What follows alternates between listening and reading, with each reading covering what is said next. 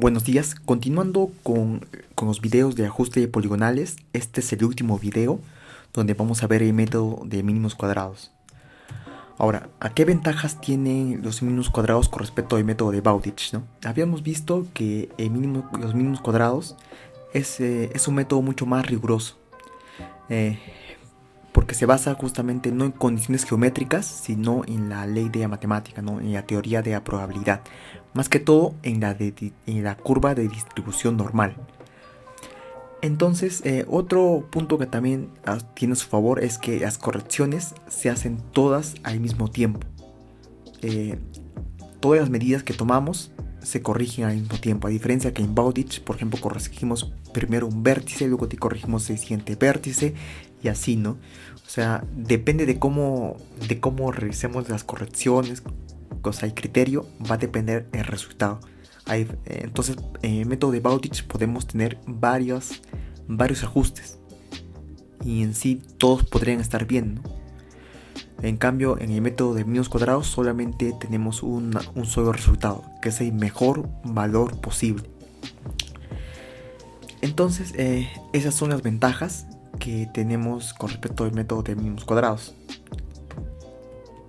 Ahora, habíamos hablado de tipos de errores, ¿no? Antes habíamos hablado de sistemáticos y aleatorios. Exactamente, ¿qué son sistemáticos? Sistemáticos son todos los errores que se producen por el sistema de medición que se utiliza. Es por eso que acá tenemos a los personales, a los de instrumento y a los del ambiente. Entonces, todos esos tipos de errores debemos, digamos, tenerlos en cuenta, ¿no? O sea, para primero equivocarnos menos, verificar el estado del equipo, verificar las condiciones ambientales. Pero hay otros errores aleatorios que siempre van a estar, ¿no? Los sistemáticos podemos reducirlos tomando ciertas precauciones, pero los errores aleatorios es imposible, porque con cada medición va a haber siempre un grado de error. Entonces, esos errores se ha visto que, o esas mediciones o errores, se ha visto que siguen una distribución normal, ¿no? Entonces, ¿qué es una curva de distribución normal? Acá tenemos una curva en el cual, resumiendo, la media, que es el promedio, o sea, de los valores, es el que tiene mayor probabilidad de ocurrencia. Eso quiere decir que yo hago, digamos, unas 500 mediciones. Entonces, la mayor cantidad, quizás 480 de esas mediciones, van a caer cercanos a este valor de acá. Mientras que van a haber algunos valores atípicos, ¿no? Pero esos valores atípicos quizás solo van a haber unos 5 o 4, ¿no? De todos los 500, ¿no? Entonces, la mayor cantidad de mediciones que yo voy a tener van a caer en este rango, cerca a la media, al promedio. No vamos a andar con funciones de probabilidad, porque eso ya es un poquito, o sea, no viene el caso, creo. Ya. Entonces ahora vamos a ver un pequeño ejemplo en el cual, por ejemplo, nosotros realizamos unas M mediciones. Y cada medición tiene un error. Tiene un error V1, V2, V3, V4. Digo, Vn. Entonces, yo como, digamos, el objetivo de los mínimos cuadrados es minimizar el error entre las mediciones. Entonces, ¿cómo minimizo ese error, no? Entonces, la manera más sencilla es ese error que se produce en cada medición, elevarlo al cuadrado y sumarlo. Al final de todo voy a tener acá la suma de los errores cuadrados de cada medición. V1 al cuadrado, V2 al cuadrado, hasta Vm al cuadrado. Entonces, esta expresión, si yo la minimizo, voy a tener el mejor valor posible. Entonces, justamente por eso de mínimos cuadrados, ¿no? Entonces, estoy minimizando la suma de los cuadrados de los errores. Ese es el objetivo. Ahora, una función cuadrática con solamente un coeficiente cuadrático, o sea, digamos un x al cuadrado, va a tener esta función de acá. Entonces, su mínimo siempre va a estar en la primera derivada. Es por eso que tenemos acá, ¿no? O sea, sumatoria de los cuadrados, la primera derivada de la función de la sumatoria de los cuadrados de los errores es igual a 0. Porque en este punto la pendiente es 0, en el mínimo. Ya que una función cuadrática, digamos con x al cuadrado, nunca va a ser negativo. Su mínimo valor va a ser 0. Entonces, en eso se fundamenta la primera derivada. Entonces acá tenemos un ejemplo ya más práctico, donde tenemos un conjunto de mediciones. Como vemos, cada medición tiene un cierto grado de error. Ese error no lo sé. Y tenemos la media, que es el valor más probable. Entonces nosotros despejamos. Si tenemos m menos 500 y todo le vamos al cuadrado, sumamos y vamos a derivar. Derivamos, tenemos esta expresión de acá. Y luego de ello tenemos que el valor más probable es 538.45. O sea, ese se puede decir que es este valor de acá. Aproximado, ¿no? No necesariamente tiene que ser ahí, pero está por ahí, ¿no? Entonces, como hemos visto, el método de mínimos cuadrados no solamente sirve para ajuste de poligonales, sirve para cualquier tipo de medición. Sirve para medición de distancias, ángulos, azimuts, cotas, cualquier tipo de medición. Entonces, ahora sí a nuestro problema, ¿no? Al ajuste de redes horizontales, ¿no? o el ajuste de poligonales, ¿no? Habíamos hablado de que mientras más mediciones redundantes tengamos, menor va a ser el grado de error. Entonces, por ejemplo, acá tenemos 3 puntos fijos, A, B y C, ¿no? Y tenemos un punto que queremos calcular o queremos corregir, ¿no? Que es el punto 1. Entonces, digamos, si yo realizo la medición de U con respecto a A, voy a tener una cierta coordenada, ¿no? Digamos, un U de A, ¿no? Acá de U hasta B también voy a tener una cierta coordenada U de B y de UC, ¿no? Entonces estas medidas, estas coordenadas calculadas de U a partir de cada uno de los puntos van a ser parecidas, pero van a tener un cierto grado de error. Y también las distancias también van a tener distancias para cada medición, ¿no? Entonces, con estos datos, yo ya puedo armar mis ecuaciones que me permitan minimizar el error. Entonces todo parte de aquí, ¿no? De las distancias y las coordenadas que tenemos a partir de las estaciones fijas, ¿no? Estos son puntos fijos, o sea, puntos que no van a cambiar, ¿no?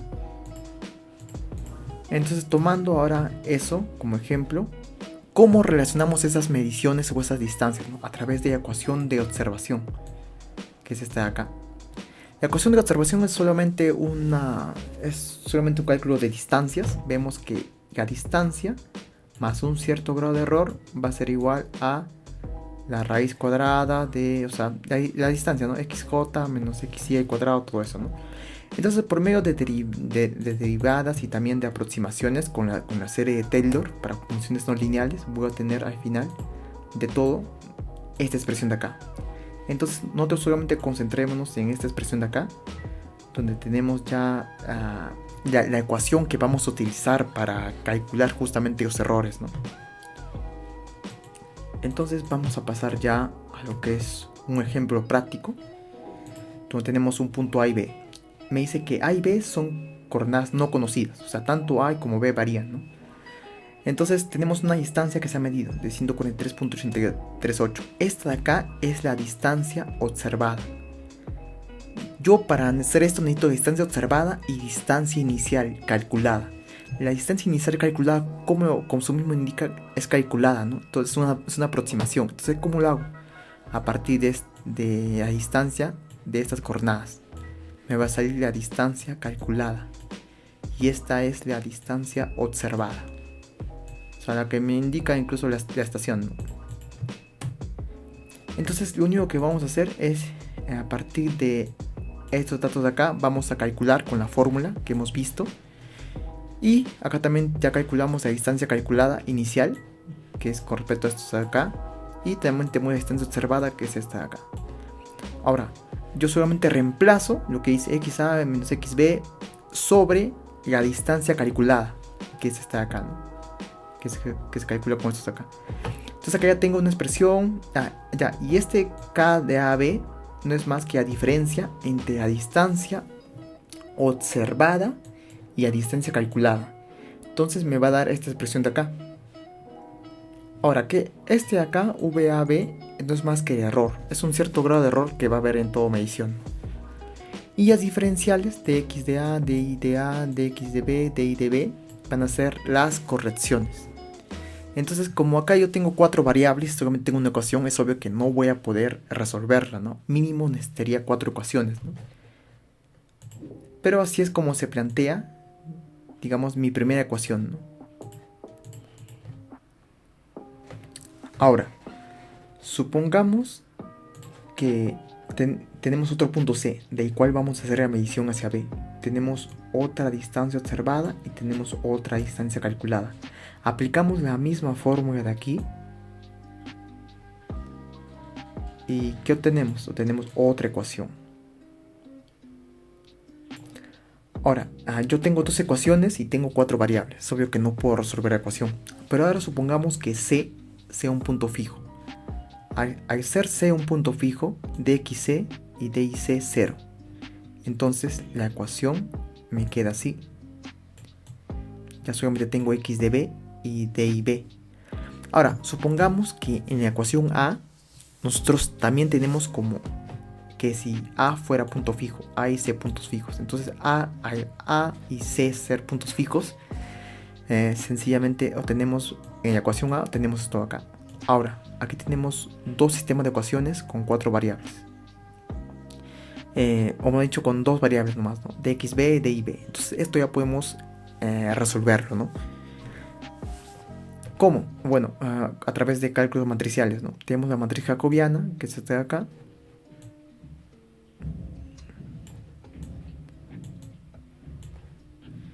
Tenemos también lo que es el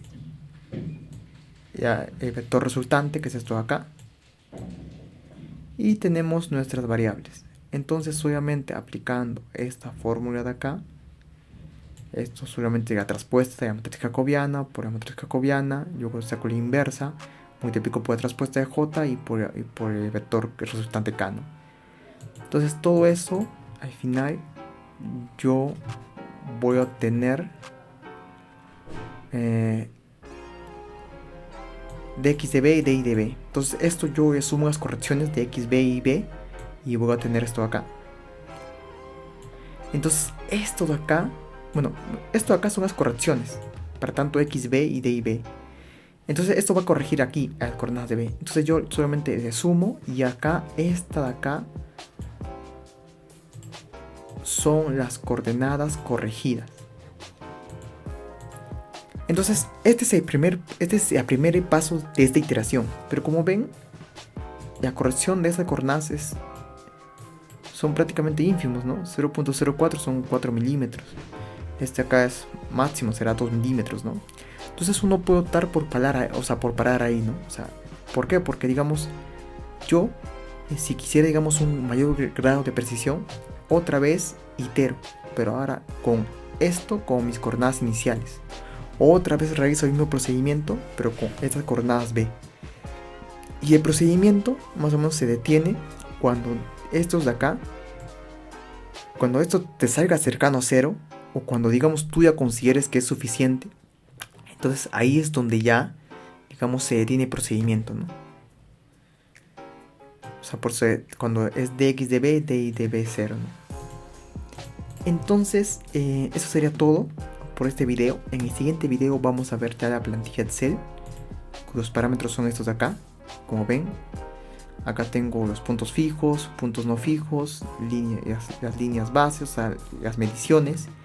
Y tenemos los resultados, ¿no? También vamos a tratar un ejemplo un poquito más complejo. Este es de este libro, Adjustment Computation Learning, donde vamos a analizar un problema y vamos a probarlo también con la plantilla, ¿no? Y comparar los resultados, ¿no? Entonces eso sería todo por este video. Muchas gracias.